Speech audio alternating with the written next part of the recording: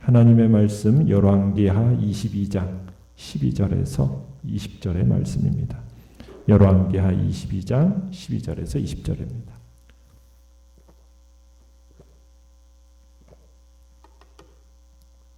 열왕기하 22장 12절에서 20절 우리 한 목소리로 같이 읽겠습니다.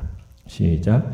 왕이 제사장 hil기야와 사반의 아들 아히감과 미가야의 아들 악볼과 서기관 사반과 왕의 시종 아사야에게 명령하여 이르되 너희는 가서 나와 백성과 온 유다를 위하여 이 발견한 책의 말씀에 대하여 여호와께 물으라.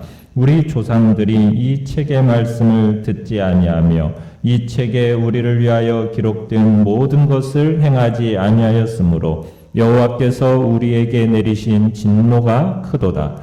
이에 제사장 hil기야와 또 아히감과 악볼과 사반과 아사야가 여선지 훌다에게로 나아가니 그는 할하스의 손자 디과의 아들로서 예복을 주관하는 살룸의 아내라.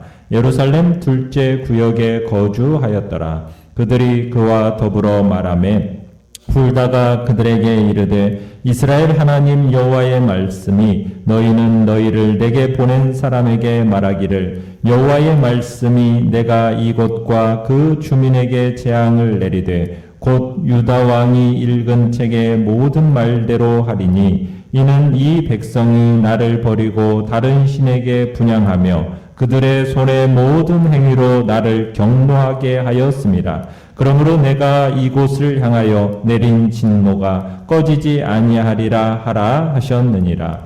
너희를 보내 여호와께 묻게 한 유다 왕에게는 너희가 이렇게 말하라. 이스라엘의 하나님 여호와가 이같이 말씀하셨느니라. 내가 들은 말들에 대하여는 내가 이곳과 그 주민에게 대하여 빈터가 되고 저주가 되리라 한 말을 내가 듣고 마음이 부드러워져서 여호와 앞 곧 내 앞에서 겸비하여 옷을 찢고 통곡하였으므로 나도 내 말을 들었노라. 여호와가 말하였느니라. 그러므로 보라, 내가 너로 너의 조상들에게 돌아가서 평안히 묘실로 들어가게 하리니 내가 이곳에 내리는 모든 재앙을 내 눈이 보지 못하리라 하셨느니라 하니 사자들이 왕에게 보고하니라. 아멘.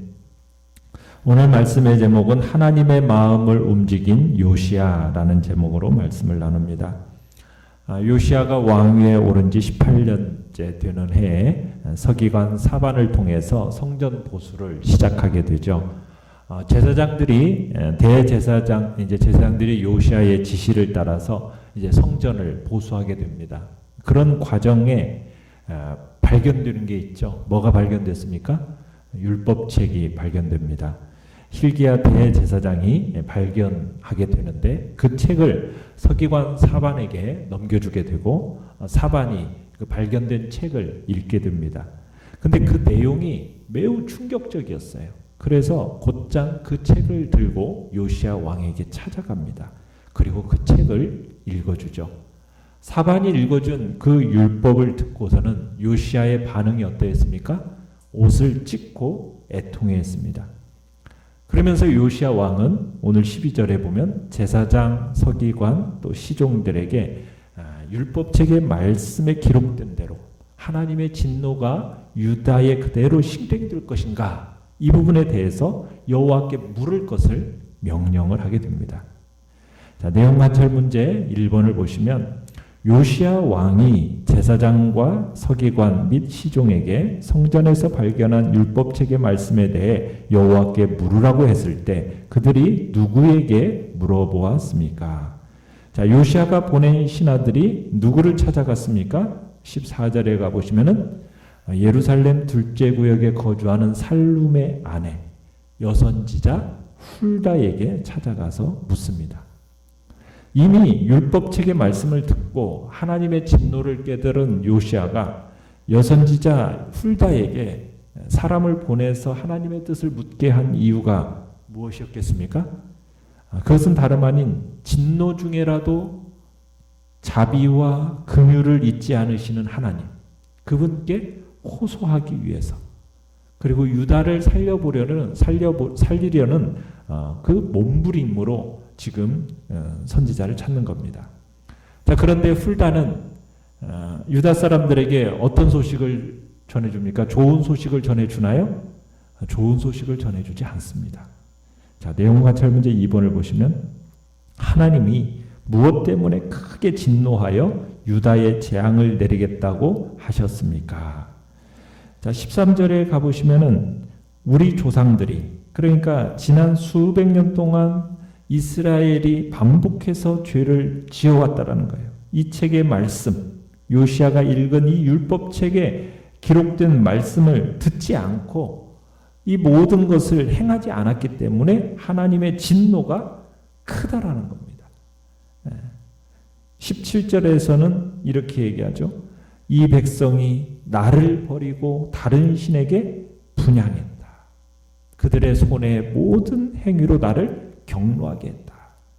그래서 하나님의 심판이 이 민족에게 임할 것이라고 선포를 하고 있는 겁니다. 이스라엘의 역사 속에서 누적되어 온, 어떻게 보면은 이스라엘 백성들을 통해 누적되어 온 죄의 값이 임계점에 다다른 겁니다. 멸망의 때가 이른 거예요.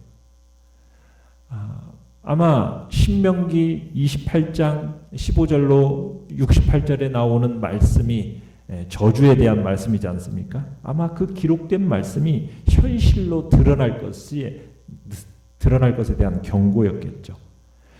특별히 17절에 보면 여선지자 훌다를 통해서 이곳을 향한 당신의 진노가 꺼지지 아니하리라 이렇게 말씀을 하셨는데, 그 이유에 대해서 이 백성이 나를 버렸기 때문이다 이렇게 얘기하고 있습니다. 여기서 버리다라는 동사는 어떤 의미가 있느냐면, 원래 옷을 버리다 아니면 살던 땅을 버리다, 이 물건이나 장소 같은 것을 버리고 떠나는 것에 사용되던 단어가 바로 이 버리다라는 단어입니다. 그러니까 이 단어가 사람이나 하나님과 같은 어떤 인격체에게 적용될 때는 그냥 잠시 떠나고 헤어지는 정도가 아니라는 거예요. 비정한 마음으로 완전히 버리는 이 단어가 지금 사용되고 있는 겁니다. 마치 하나님을 원수처럼 여기면서 패역한 마음으로 배반했다, 이런 의미인 겁니다. 그러니까 하나님의 말씀의 뜻은 분명하죠. 유다 백성들이 하나님을 원수처럼 여기고 배반했으니 하나님도 이 백성들을 완전히 버리고 돌아보지 않겠다라는 겁니다. 그리고 이처럼 하나님으로부터 완전히 버림을 받을 때 그 결과는 무엇이겠습니까? 돌이킬 수 없는 죽음과 파멸뿐이라는 겁니다. 결국 유다 백성들은 자기들이 하나님께 행한 그대로 받게 된다라는 것을 지금 보여주고 있는 거죠. 자, 연구와 묵상 문제 3번입니다. 왜 하나님은 요시야 생전이 아닌 사후에 재앙을 내리겠다고 하셨습니까? 자, 19절에 가보시면은 요시야 왕이 이 하나님의 저주와 심판의 말씀을 듣고 어떻게 반응을 하고 있습니까? 마음이 부드러워져서, 그렇죠, 여호와 곧 내 앞에서 겸비하여 옷을 찢고 통곡하였으므로. 그러니까 하나님 앞에서 그 마음이 부드러워지고 겸비한 마음으로 옷을 찢고 통곡했기 때문에 하나님께서도 이 요시야를 불쌍히 여기셨고, 그로 하여금 재앙을 보지 않고 평안히 열조에게로 돌아가는 은혜를 베푸시겠다고, 조상들에게로 돌아가는 은혜를 베푸시겠다고 말씀하고 계시는 겁니다. 그러니까 자신을 낮추고 간청하는, 이 눈물로 간청하는 이 요시야의 말을 들으신 하나님께서 요시야를 불쌍히 여기신 겁니다. 그래서 징벌의 유예라는 호의를 베푸시고 계시는 거죠.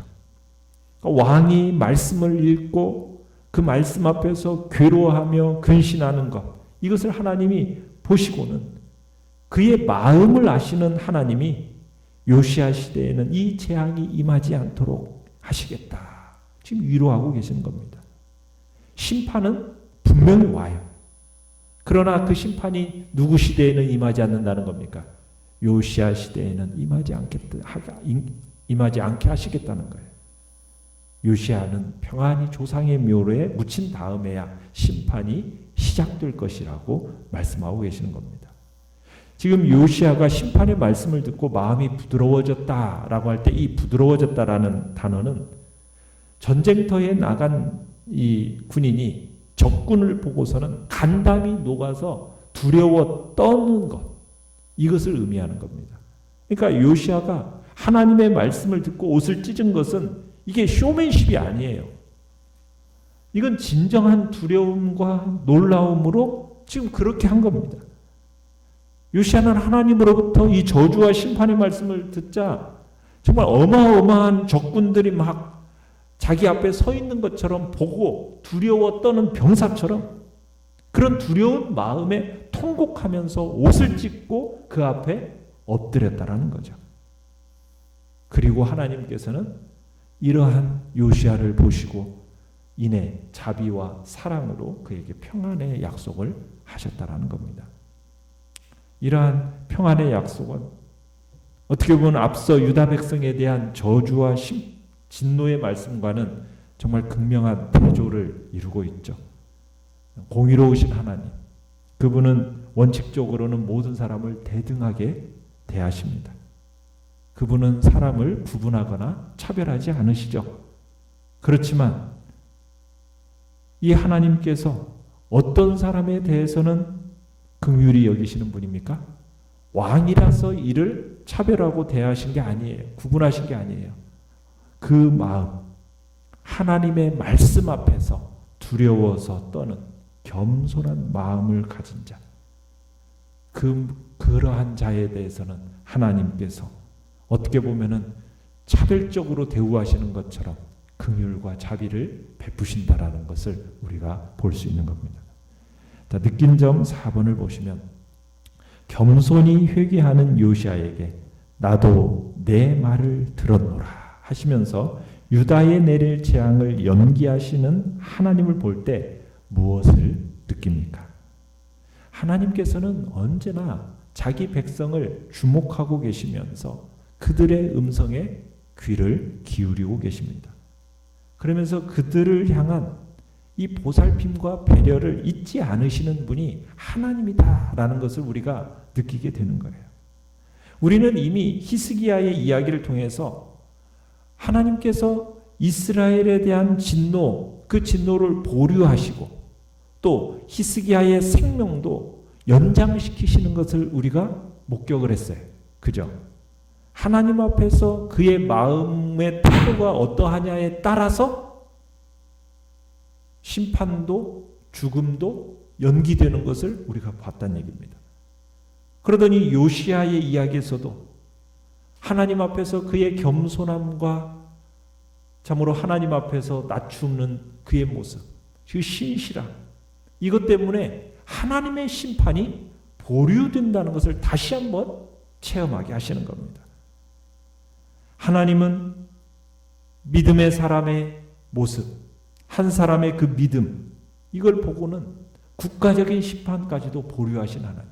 어떻게 보면은 정말 그 사람이 지도자일 경우에는 하나님께서 더욱 그렇게 하시는, 은혜를 베푸시는 분이라는 것을 우리가 느끼고 보게 되는 거예요. 정말 하나님은 요시야 왕에게서 보듯이 정말 말씀 앞에서 두려워 떨고 자신을 삼가고 겸비한 마음을 품는 자, 이런 사람을 가장 귀하게 여기시는 분이 하나님이구나라는 것을 우리가 느끼게 되는 겁니다. 진정 하나님 앞에서 우리가 귀히 여김을 받고 특별한 은총을 받기를 원한다면 우리는 세상 헛된 것들로 자신을 높이려는 어리석음을 버리고 요시야 왕처럼 철저하게 그 말씀 앞에서 두려워 떨며 겸손한 자세로 자신을 낮추는 것, 이것 위에 다른 것이 없다라는 것을 우리에게 말씀하고 계신 겁니다. 우리는 하나님 앞에서 정말 겸비한 자세를 취해야 될 것입니다. 그 겸비한 자세 눈여겨보시면서 그러한 자를 하나님은 또 한층 더 높은 영광의 자리로 올려주시는 것이죠.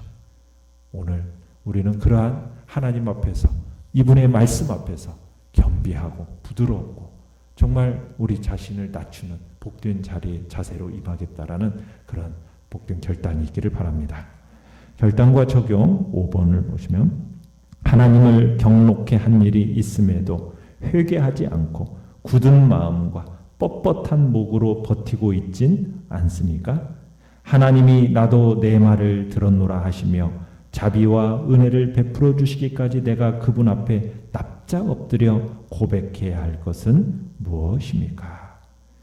오늘 이 시간 하나님의 그 무한한 자비와 긍휼에 호소하면서 절대 포기하지 마시고 은혜의 보좌 앞에 겸손히 계속해서 나아가 하나님이 주시는 긍휼과 자비를 누리시기를 간절히 바랍니다.